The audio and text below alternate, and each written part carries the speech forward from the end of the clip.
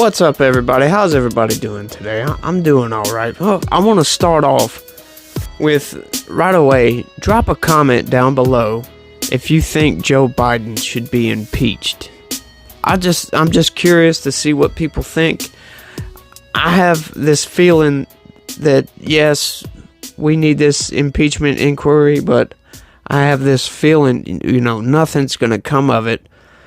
And it's like, all the corruption from Joe Biden was mostly done in the past during the Obama administration. And I'm trying to reconcile the fact that they're having this impeachment on Joe Biden for stuff he done while he was vice president. What is that? Almost 10 years ago now. 8 years ago? 7 years ago? Something like that. I'm just wondering. I mean, sure, Joe Biden's a terrible president, and I'm kind of mad that's who the Democrats picked to defeat Trump, and it's just kind of aggravating. I'm more mad at Trump, too, for being such a bombastic asshole that he pissed off half the nation and turned the entire Democratic machine against him. And it's his own fault. Look at the policy. Not the rhetoric. I'm just saying. But let's get into today's story. It kind of touches base with what we're talking about here. Check this out. IRS whistleblower notes confirm his testimony about Hunter Biden prosecutor. And right quick. If you don't know, we had IRS agents testify in front of Congress about some of the corrupt stuff going on with Hunter Biden. They testified about what we're about to get into. Now check this out. Newly released notes written by the IRS whistleblower who said his agency slow-rolled investigations into Hunter Biden appear to support his testimony. It means he was telling the fucking truth. The notes published by Politico are from an October 7th, 2022 meeting between officials from the IRS and the FBI, including whistleblower Gary Shapley, who testified before Congress earlier this year that he was restrained from conducting a full investigation into Biden's alleged tax crimes. David Weiss, I'm sure that sounds familiar, the Delaware U.S. attorney who was investigating Biden and is now special counsel in the probe, attended the meeting. The notes Shapley took appear to corroborate his claims that Weiss said he wasn't the deciding person on bringing charges against the first son, which we all know is bullshit. Weiss stated he is not the deciding person, Shapley wrote in his notes. It's a new development in the controversy over whether political power influenced the probe into President Joe Biden's son, who allegedly committed tax fraud by, among other crimes, expensing payments to prostitutes and a sex club from his taxes. Yeah, you can't leave out prostitution purchases, man. What's wrong with him? I mean, you got to put that on your taxes, dude. Anyway, let's go. House Republicans last month subpoenaed 2 IRS agents and 2 FBI special agents alleged to have attended or been briefed on the meeting. One FBI special agent in charge, Thomas Sobocinski, told House investigators that Weiss did have the authority in the investigation, contradicting Shapley's statements.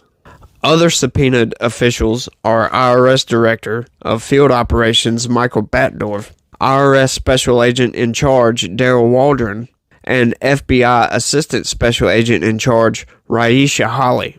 According to Shapley, all the officials attended the meeting except for Batdorf, whom Shapley sent an email recounting the details of the meeting. Our committees, along with the Committee on Oversight and Accountability, have sought these interviews since IRS whistleblower came forward with concerning allegations of political interference in the investigation into Hunter Biden's foreign influence peddling and tax evasion, the Republicans said in a statement.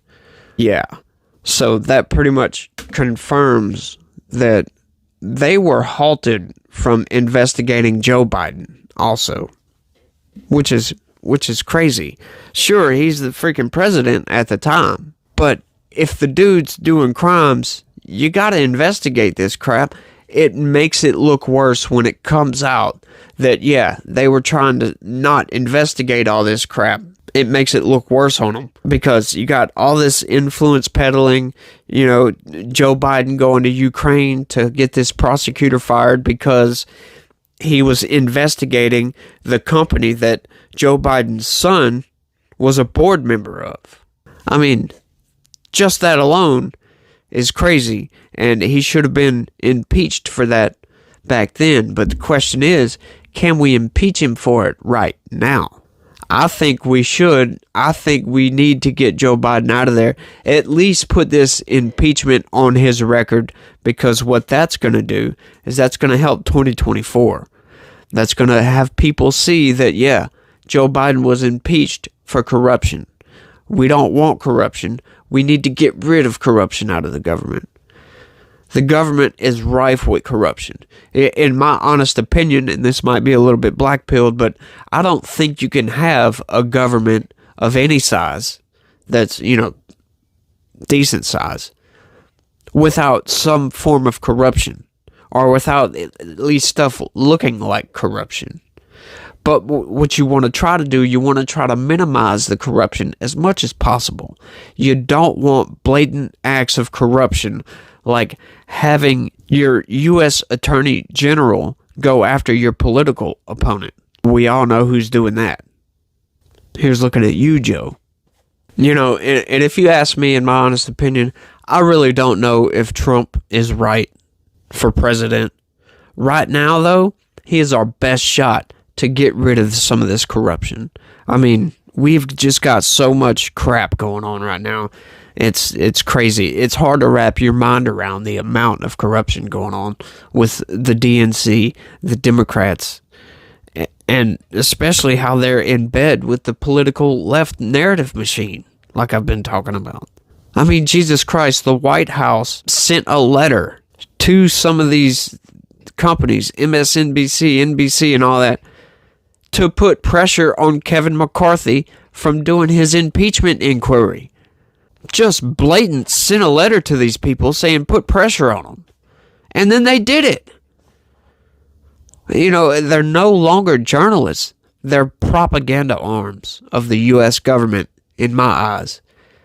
And it's a good thing. Their ratings are tanking. They're going down.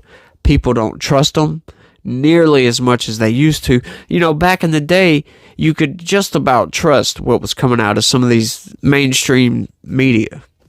But these days, it just seems like it's lie after lie after lie after lie. And it's really disheartening. And it's really aggravating. Just, you know, the American people are fucking tired of it. We're really fucking tired of it. But that's all I got for this one, y'all. Hope y'all like the news. And, be positive. Peace.